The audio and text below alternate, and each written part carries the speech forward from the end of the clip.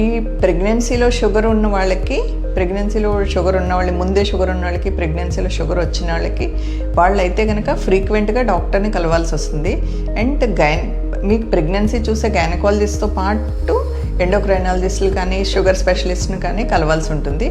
And మామూలుగా ఉన్న వాళ్ళకంటే కూడా మీరు ఎక్కువ సార్లు షుగర్ టెస్ట్ చేసుకోవాల్సి ఉంటుంది. ఒక్కొక్కసారి కంట్రోల్ వచ్చే వరకు ప్రతిరోజు ప్రతి ఫుడ్ తర్వాత ప్రతి ఫుడ్కు ముందు అలా చేసుకోవాల్సి ఉంటుంది. అండ్ ఇన్సులిన్ కూడా ఒక్కొక్కసారి 2 సార్లు పెడతారు, 3 సార్లు పెడతారు, లేకపోతే ఒక్కొక్కసారి స్లోగా రిలీజ్ అయ్యేవి కూడా ఇస్తూ ఉంటారు. సో అందుకని ఫ్రీక్వెంట్గా మీరు షుగర్ టెస్ట్లు చేసుకోవాలి, డాక్టర్ని కూడా కలవాలి. ఇవన్నీ చేసుకొని ముందుకెళ్తే కనుక మీకు బేబీకి ఎలాంటి ప్రాబ్లమ్స్ ఉండవు. అండ్ ప్రెగ్నెన్సీ చెకప్లు కూడా మీకు అందరికన్నా ఫ్రీక్వెంట్గా వెళ్ళాల్సి ఉంటుంది.